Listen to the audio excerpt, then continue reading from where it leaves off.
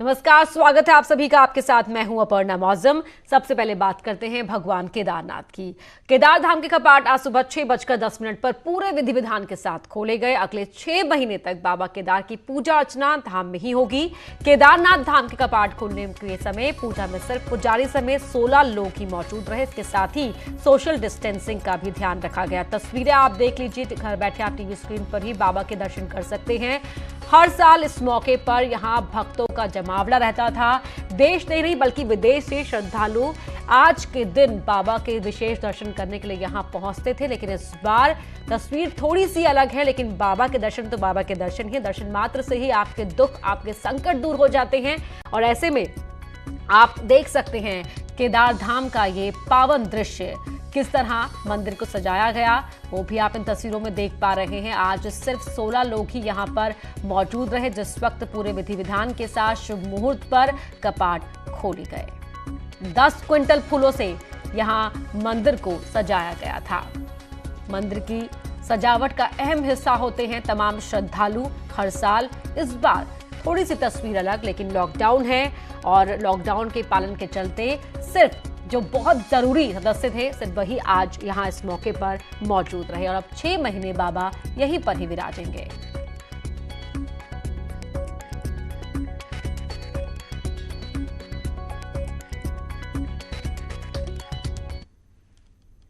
अब आइए आपको सुनवाते हैं भगवान केदारनाथ के कपाट खुलने पर सीएम त्रिवेंद्र सिंह रावत ने क्या कुछ कहा। शुभ मुहूर्त पर 11वें ज्योतिर्लिंग बाबा केदारनाथ जी के कपाट खुल गए हैं और इस अवसर पर मैं सभी श्रद्धालुओं को बहुत बहुत शुभकामनाएं देता हूं, बधाई देता हूं। बाबा केदार का आशीर्वाद सदैव हमको मिला है और ये आशीर्वाद हम सबके मंगल के लिए हमको मिलता रहेगा, ऐसी प्रार्थना मैं बाबा केदार से करता हूं। ये वर्ष कुछ भिन्न परिस्थितियों में हम लोग देख रहे हैं और कोरोना वायरस की वजह से बहुत सीमित संख्या में बाबा केदार धाम के कपाट खुल रहे हैं। मैं भगवान केदारनाथ जी से ये भी प्रार्थना करता हूं कि हम सबको इस महामारी से लड़ने के लिए सामर्थ्य दे, उनका आशीर्वाद हम सबको मिले, सारा शिव भक्त परिवार स्वस्थ हो, विश्व का कल्याण हो, सभी सुखी हों, सभी समृद्ध हों। आज इस अवसर पर मेरी सबके लिए यही शुभकामनाएं हैं। जय बाबा केदार। केदारनाथ मंदिर के कपाट खुल चुके हैं। क्या है केदारनाथ ज्योतिर्लिंग की कहानी, आपको इस रिपोर्ट के जरिए दिखाते हैं।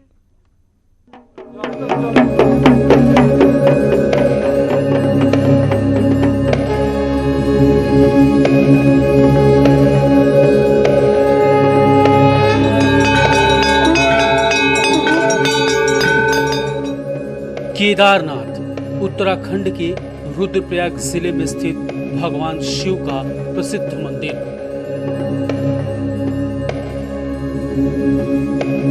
केदारनाथ 12 ज्योतिर्लिंगों में से एक है। धर्म शास्त्रों के मुताबिक केदारनाथ के स्मरण मात्र से सारे कष्ट दूर हो जाते हैं।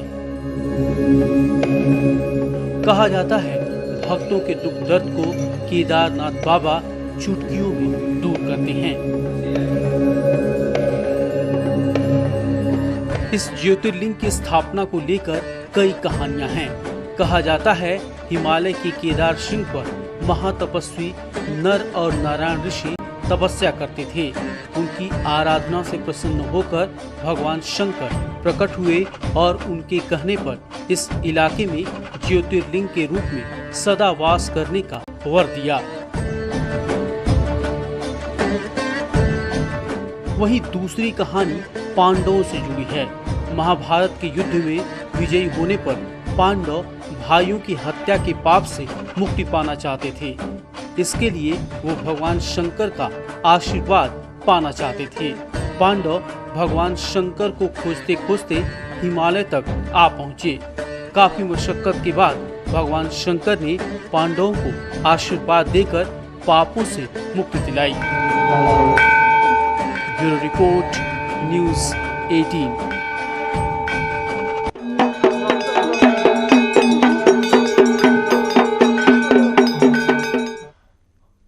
और अब बड़ी खबर आपको बता दें, चारधाम से जुड़ी हुई। चारधाम देवस्थानम बोर्ड में सदस्य नियुक्त कर दिए गए हैं। बद्रीनाथ के विधायक महेंद्र भट्ट पदेन सदस्य नियुक्त किए गए हैं। गंगोत्री के विधायक गोपाल रावत भी पदेन सदस्य बनाए गए हैं। विधानसभा अध्यक्ष प्रेमचंद्र अग्रवाल ने इन्हें नामित किया है। विधानसभा से कुल 6 सदस्य नामित होने थे और बद्रीनाथ के विधायक महेंद्र भट्ट भी पदेन मेंबर नियुक्त किए गए हैं। गोपाल रावत को भी सदस्य बनाया गया है और देवस्थानम बोर्ड में कुल 6 सदस्य विधानसभा से नियुक्त किए जाने थे और विधानसभा अध्यक्ष ने इन्हें नामित किया है। पिछले विधानसभा सत्र के दौरान देवस्थानम बोर्ड के लिए जो प्रस्ताव विधानसभा में आया था और उसमें 6 माननीय विधानसभा सदस्यों को नामित किया जाना था और अध्यक्ष विधानसभा के रूप में मुझे उसको अधिकृत किया गया था कि मैं उनके 6 लोग माननीय सदस्यों के नामित करके मैं उनकी घोषणा करूं। तो महेंद्र भट्ट जी जो बद्रीनाथ से विधायक हैं और गोपाल रावत जी जो हमारे विधायक हैं, इन दोनों को मैंने देवस्थानम बोर्ड के लिए नामित किया है ताकि ये जो भी हमारे क्रियाएं इससे संबंधित है वो ठीक से संपन्न हो सके। राज्यसभा सांसद अनिल बलूनी ने पूजा कराई। गंगोत्री धाम में देश के सुख समृद्धि के लिए पूजा कराई गई। पत्नी दीप्ति, पुत्र अक्षत, पुत्री सौम्या की ओर से ये पूजा कराई गई। बलूनी परिवार की ओर से पंडित दीपक सेमवाल और प्रेम बल्लभ सेमवाल ने संकल्प पूजन किया। तस्वीरें आप देख रहे हैं जब बलूनी परिवार की ओर से देश की सुख समृद्धि और शांति के लिए पूजा करवाई गई। आप एक्सक्लूसिव तस्वीरें इस वक्त टीवी स्क्रीन पर देख रहे हैं। राज्यसभा सांसद, बीजेपी के राष्ट्रीय मीडिया प्रमुख अनिल बलूनी की ओर से ये पूजा करवाई गई। उनके पूरे परिवार की ओर से ये पूजा संकल्प पूजन कराया गया जिसमें देश की सुख समृद्धि और शांति की प्रार्थना की गई।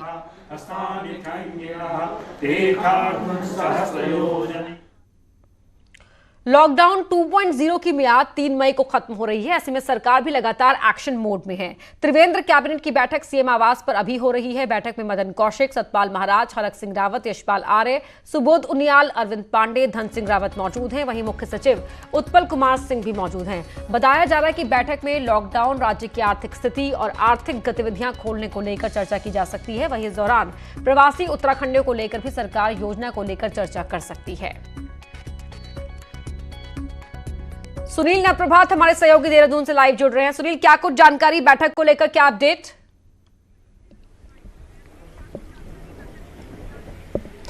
देखिए अपर्णा, बैठक करीब 11 बजे से अभी तक लगातार जारी है। अब से कुछ देर बाद जो बताया जा रहा है कि बैठक संपन्न हो जाएगी।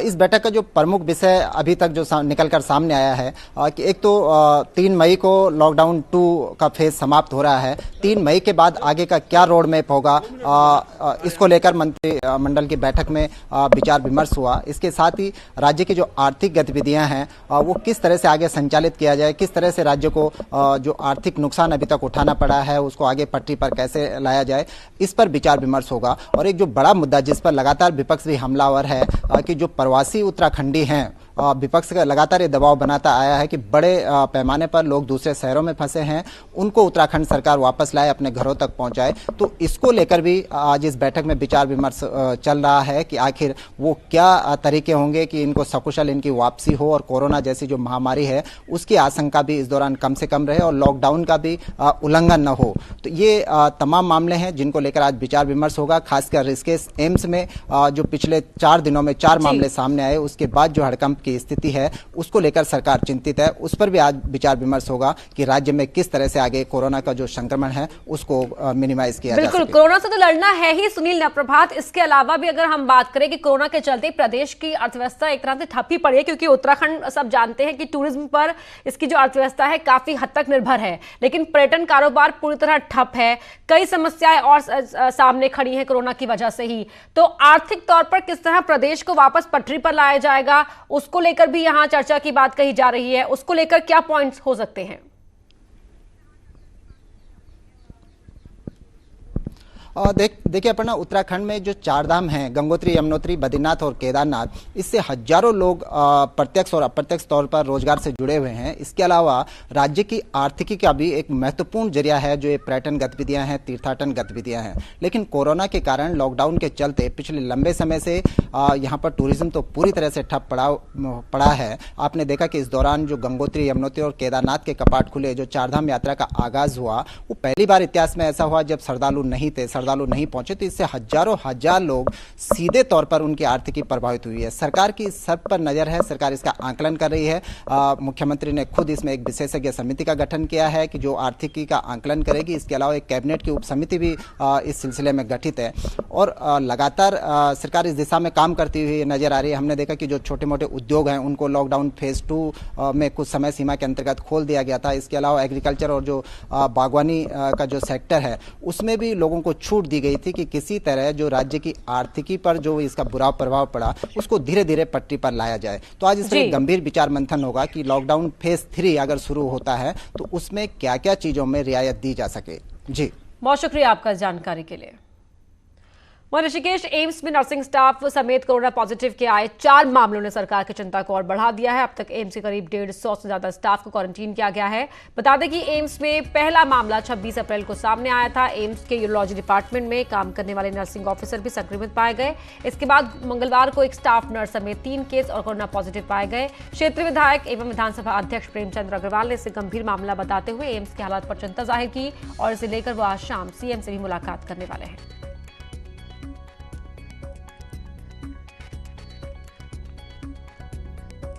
पूरी तरह से उसमें लगा है और सरकार भी उसमें पूरी चिंता व्यक्त कर रही है। माननीय मुख्यमंत्री जी और हम सब लोग लगे हैं कि ये विषय यहीं तक रुक जाए और सारे जितने भी लोग हैं उनको क्वारंटाइन किया गया है, उनकी टेस्टिंग की जा रही है। पहले वाले केस में जो 79 केस जो टेस्ट किए गए थे वो सब नेगेटिव आए हैं।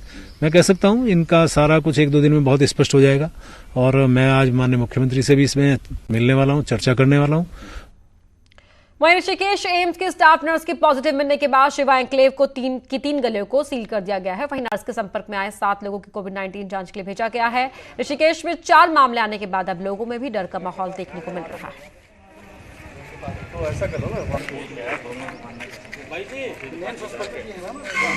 जैसा कि संज्ञान में है, कल यहाँ पे से एक कोरोना पॉजिटिव जो है केस आया है, उसको देखते हुए इस क्षेत्र को हमें टोटल जो है क्वारंटाइन करना है। तो उसके लिए हमने तैयारी कर ली है। आज से जो है इस एरिया को जो है पूरा जो मुनादी करके पूरा बंद करा देंगे और जो यहाँ पे सस्पेक्टेड केस है उनको हम टोटल जो है बंद करेंगे और उनका जो है टेस्ट लेके उनका पहला टेस्ट लेगा, अगर क्लियर हो गया, नेगेटिव आया, ठीक है, नेक्स्ट टेस्ट फिर 14 दिन बाद लिया जाएगा। उसके बाद क्षेत्र को खोला जाएगा, अन्यथा जो है ये पूरा टोटल क्वारंटाइन रहेगा। सर नैनीताल में मौसम ने आज करवट ली और आज सुबह से ही शहर में कोहरा छाया रहा। शहर के कोहरा छाने में के बाद ठंड और लौट आई है, तो वहीं लोगों को गाड़ियों की लाइट जलाकर इस तरह ड्राइव करना पड़ा। तस्वीरें आप देख सकते हैं किस तरह सिर्फ कोहरा ही कोहरा और कुछ और दिखाई नहीं दे रहा है। हेलो,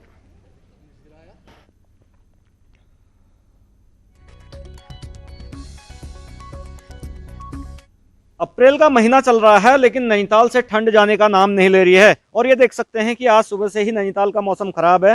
पूरे शहर में कोहरा लगा हुआ है। इस तरफ देख सकते हैं कि जो झील है वहाँ पे भी पूरी तरीके से झील कोहरे के आगोश में है। हालांकि जिस तरह से मौसम में बदलाव आया है तो नैनीताल में ये कह सकते हैं कि ठंड बढ़ गई है।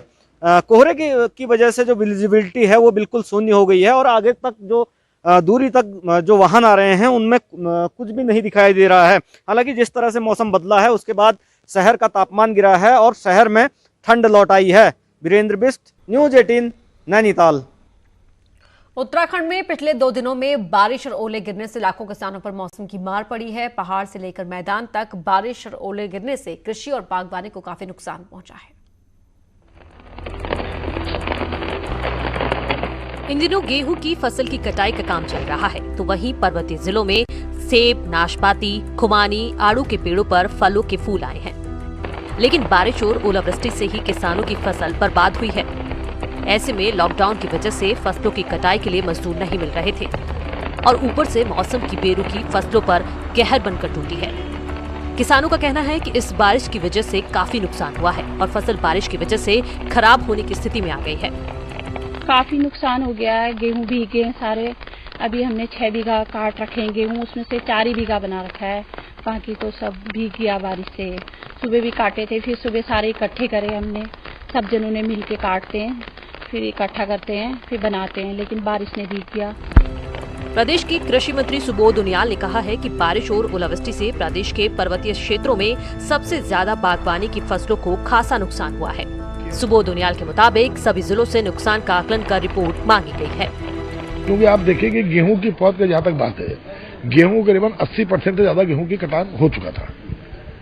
मैदानी क्षेत्रों में तकरीबन कटान हो चुका था। पर्वतीय क्षेत्रों में संभवतः क्लाइमेटिक के कारण थोड़ा सा नुकसान हुआ है, और लेकिन ज्यादा मुझे लगता है कि हॉर्टिकल्चर सेक्टर का नुकसान ज्यादा है। आम की फसल थी, लीची की फसल थी, सेब की फसलें हैं, तो हॉर्टिकल्चर सेक्टर में ज्यादा नुकसान की संभावना है। इसका आकलन किया जा रहा है। आकलन करने के बाद यथासंभव किसान की मदद की जाएगी। बहरहाल सरकार को जल्द किसानों की फसलों के नुकसान का आकलन करना होगा, क्योंकि वैसे भी देश का अन्नदाता की आर्थिक हालत किसी से छिपी नहीं है। न्यूज़ 18 के लिए देहरादून से किशोर रावत की रिपोर्ट। अल्मोड़ा में पिछले दिनों हुई भारी बरसात और ओले गिरने से किसानों की फसलों को यहां भी काफी नुकसान पहुंचा है। अधिकारियों का कहना है कि नुकसान के आकलन के लिए कृषि, उद्यान, राजस्व विभाग की टीमें बना दी गई हैं, जो गांव में जाकर नुकसान का आकलन करेंगी और रिपोर्ट आने के बाद शासन को भेज दी जाएगी।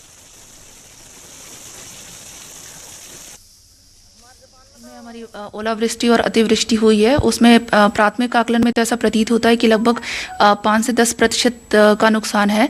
और इसके साथ ही साथ कृषि विभाग, उद्यान विभाग और राजस्व की टीमें जो लगातार सर्वे कर रही हैं, और जो भी सर्वे के बाद से जो रिपोर्ट हमें प्राप्त होती है वो शासन को प्रेषित कर दी जाएगी।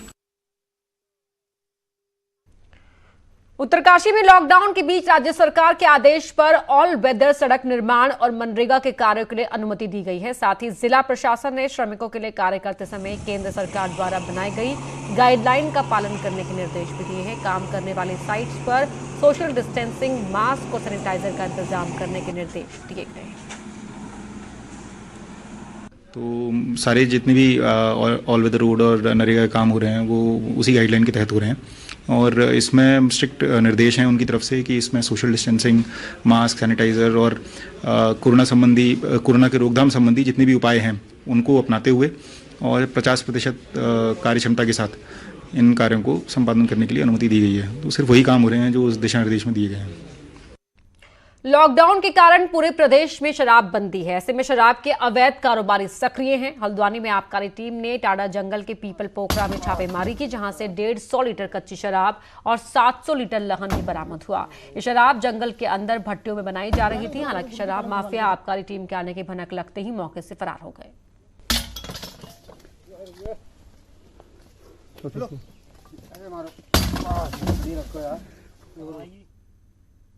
अल्मोड़ा के जागेश्वर धाम के पास देर रात गुलदार के हमले में एक शख्स की मौत हो गई। बता दें कि जागेश्वर के नैकाना गांव में घर जा रहे एक शख्स पर देर रात गुलदार ने हमला कर दिया। सुबह युवक का शव मिलने की सूचना पर पहुंची पुलिस ने शव को पोस्टमार्टम के लिए भेज दिया है।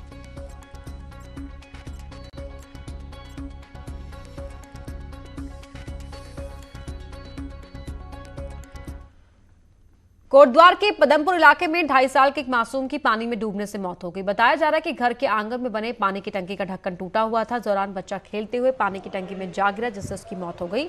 बच्चे की मौत के बाद ही परिवार में कोहराम मचा हुआ है।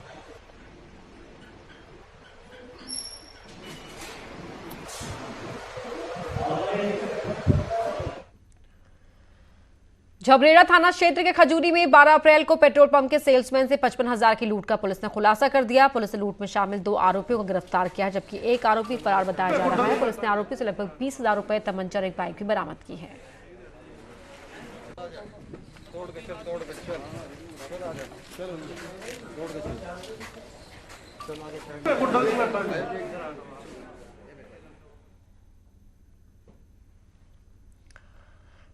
से राज्य के वकीलों पर आए आर्थिक संकट को जल्द ही दूर किया जा सकेगा। इसके लिए अधिवक्ता कल्याण कोष में करीब 2 करोड़ की व्यवस्था की गई है। इसको योजना तैयार कर जल्द ही आर्थिक रूप से कमजोर अधिवक्ताओं को बांटा जाएगा। हाईकोर्ट में सुनवाई के दौरान महाधिवक्ता ने कोर्ट को बताया कि सरकार ने 78.5 लाख रुपए अधिवक्ता कल्याण कोष के खाते में अब मुक्त कर दिया है और इतनी ही राशि बार काउंसिल के पास और अन्य खातों में है। इस धनराशि को उन अधिवक्ताओं में बांटा जाए जिनकी 5 साल से कम की प्रैक्टिस है। बता दें कि याचिका दाखिल कर वकीलों ने मांग की थी कि कोरोना के चलते काम ठप होने से आर्थिक स्थिति खराब हो गई है, लिहाजा उन्हें मदद दी जाए।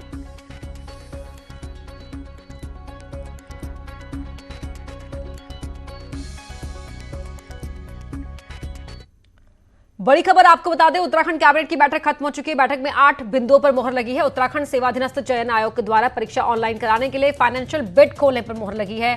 3 मेडिकल कॉलेज के लिए प्रधानाचार्य और स्टाफ की नियुक्ति करने पर मोहर लगाई गई है। त्यूनी, फलासू, आराकोट जल विद्युत परियोजना का काम जल विद्युत निगम को सौंपने पर मोहर लगाई गई। करीब 800 करोड़ की दोनों ये परियोजनाएं हैं। बड़ी खबर आपको बता रहे हैं, 8 बिंदुओं पर मोहर लगी है और 11 बजे से ये बैठक शुरू हुई थी, जो अब बस थोड़ी ही देर पहले ये बैठक खत्म हुई है। बैठक में क्या क्या मेन मुख्य बिंदु रहे, किन किन पर मोहर लगाई गई है, विस्तार से हम आपको बताएंगे पूरी जानकारी के साथ। और अब ये बैठक खत्म होने की जानकारी मिल रही है।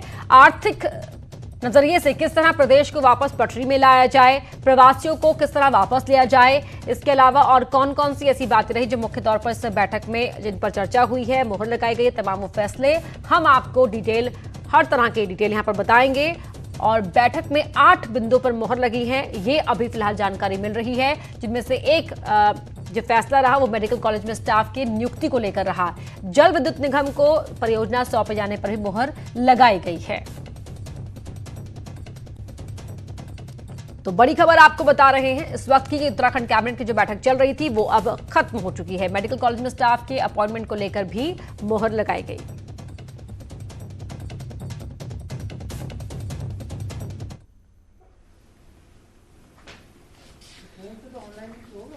हाँ, पहले केवल बैंकिंग की छूट थी, जो बैंकिंग प्रक्रिया थी उसमें ही आप जा सकते थे ऑनलाइन के लिए।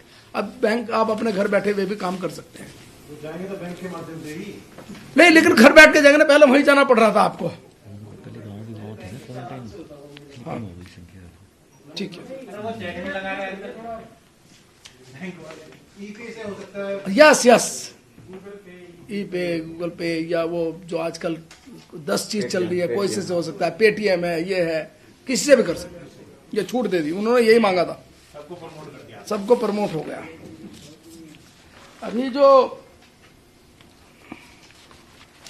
एक आज महत्वपूर्ण इशू आया है, प्रदेश में टेलीमेडिसिन सेवा, ये 2 प्रकार से हमने इसका जो पूरा नेटवर्क तैयार किया है। एक तो NIC है, एक CDAC है। ई संजीवनी के नाम से जाना जाएगा। EDAC जो है और जो NIC है वो अलग से है। इसमें एक सॉफ्टवेयर तैयार किया, इन दोनों के माध्यम से घर बैठे हुए, आज इसका मुख्यमंत्री से इनॉग्रेशन करा लिया है और जल्दी ही इसमें नीचे तक इसको हम ले जाएंगे। घर बैठे हुए आदमी जो टेलीमेडिसिन के माध्यम से डॉक्टर से बातचीत करके और अपनी दवाई ले सकते हैं। एक संजीवनी जो CDAC के द्वारा। इसी प्रकार से दून मेडिकल कॉलेज में ई हॉस्पिटल का शुभारंभ, आज उसका भी माननीय मुख्यमंत्री द्वारा शुभारंभ किया गया है। और उसमें भी इसी प्रकार से होगा कि घर बैठे हुए हम लोग वहाँ डॉक्टर से सलाह कर सकते हैं और बैठ के क्या दवाई है, क्या प्रिस्क्रिप्शन है, क्या कुछ है, क्या वो पर्चा लिखेंगे, वो वापस उनके उस पर आ जाएगा और मेडिसिन भी आ जाएगी, ये आपको लेनी है। ये इसकी भी एक शुरुआत हमने कोविड के मद्देनजर आज मुख्यमंत्री से उद्घाटन करा लिया। एक कंटेनर फ्लो OPD भी राज्य में शुरू हुई है। आप जाएंगे, कोरोनेशन के बाहर एक खड़ा है हमारा कंटेनर, वो भी है। दूसरा दून अस्पताल में है, ये भी है। इसमें मरीजों की जांच की, फ्लू की जांच की जाती है। अगर कोई कोविड सस्पेक्टेड होता है तो उसको कोविड अस्पताल में भेजेंगे और जो कोविड जैसा नहीं नजर आता तो उसको अस्पताल के लिए भेजेंगे, केवल वो फ्लू की जांच के लिए है। जो कंटेनर है वो कंटेनर है पूरा, वो जो जहाज के ऊपर रहता है या उसमें। तो कैबिनेट की बैठक में जो फैसले लेंगे उनकी जानकारी यहाँ पर दे रहे थे मदन कौशिक। रुक रहे हैं छोटे से ब्रेक के लिए।